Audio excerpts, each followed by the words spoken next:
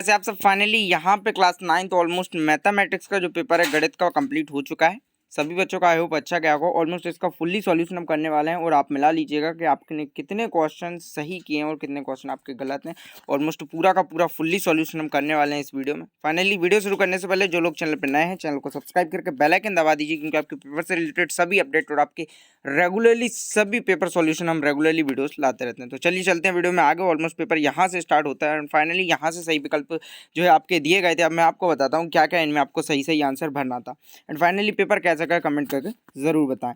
यहाँ पे आपका सही विकल्प चुनकर लिखिए। सही विकल्प यहाँ से स्टार्ट होते हैं। पहला मूल बिंदु के निर्देशांक, तो 0 0 यानी तीसरे नंबर का जो आंसर था ये आपको सही बनना था सा वाला। बिंदु 2 3 किस चतुर्थांक स्थित होते हैं, तो इस वाले में भी आपको तृतीय चतुर्थांक भरना था।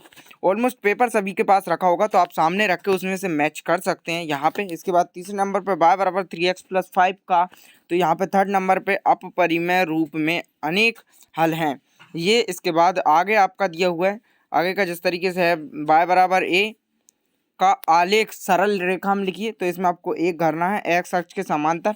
उसके बाद आगे जाते हैं तो एक त्रिभुज के तीनों कोणों का योग होता है, तो इसमें आपको दूसरा वाला यानी 180 भर देना है। ये बहुत सारे लोगों को रेगुलरली सही भरा होगा। न्यूज कोण का माप क्या होता है, तो यहाँ पे न्यूज कोण का माप पहला ही आपको 0.0 से 90 डिग्री आपको भरना था।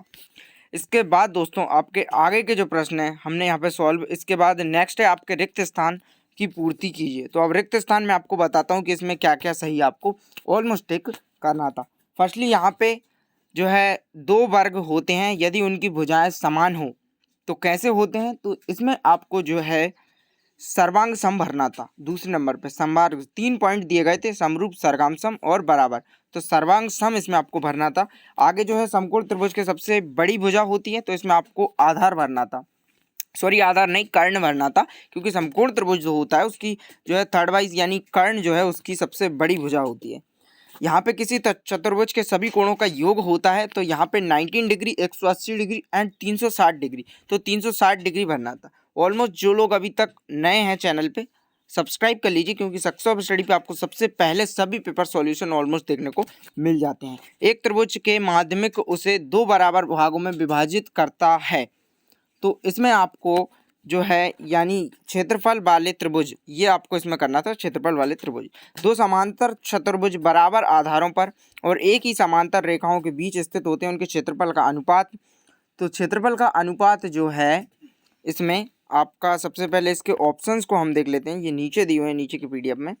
तो इसका 1 पॉइंट ये वाला यानी दूसरे नंबर पर 1.1 आपको भरना था। 3 आरेख बिंदुओं से होकर वृत्त के, तो इसमें 3 ऑप्शन है, यानी यहाँ पे मैं छठवें वाले की जो है बात कर रहा हूँ, तो इसमें आपको भरना है 1.2 इस वाले में। सॉरी इस वाले में नहीं, इस वाले में एक भरना है यहाँ पे छठवें वाले में। सातवां वाला है तो इसमें 3 ये संख्याएं दी हुई हैं, इसमें से आपको सेकंड नंबर की यानी 4 3 6 8 आपको सही सही भरना था।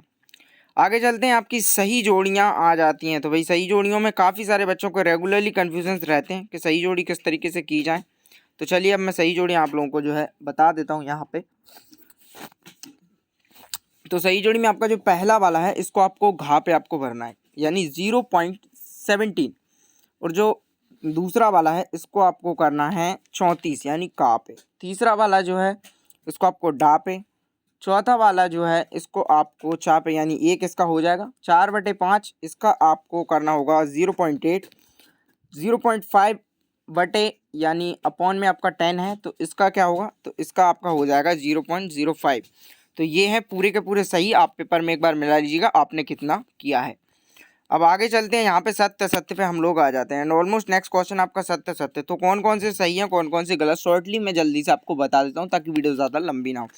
पहले वाला आपका गलत होगा, दूसरा वाला आपका भी गलत होगा, यहाँ पे तीसरा सही है, चौथा सही है, उसके बाद पांचवा आपका गलत है, और जो आपका छठवा वाला है छठवा वाला भी आपका गलत ही होगा।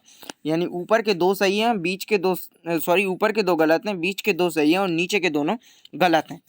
तो यहाँ पे इसके बाद आपका नेक्स्ट क्वेश्चन एक शब्द एक वाक्य में उत्तर आ जाता है। एक शब्द एक वाक्य में उत्तर, अब हम इसको देखते हैं कि इसका क्या क्या रहने वाला है। एक शब्द एक वाक्य में उत्तर लिखिए। चलिए इनका मैं बताता हूँ। फर्स्टली आपका पहला वाला है यहाँ पे 100 जो है उस पे स्क्वायर 3 है का मान बताना है, तो इसका मान होगा 10000000। 1 के पीछे आपको 6 0 लगा देना, ये इसका सही मान था। अगर आपने सही भरा तो कमेंट करके बताएं। रेखीय बहुपद की घात क्या होती है? तो रेखीय बहुपद की घात 1 होती है।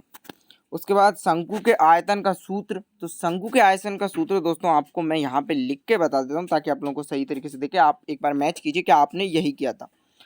1/3 पाई आर स्क्वायर एच, ये शंकु के आयतन का सूत्र होता है, 1/3 पाई आर स्क्वायर एच। इसके बाद एक निश्चित उद्देश्य से एकत्रित किए गए तथ्यों के अंकों को क्या कहते हैं? तो इसमें आपको आंकड़े कहा जाएगा। क्या कहा जाएगा? आंकड़े। आंकड़े इसमें आपको भरना है।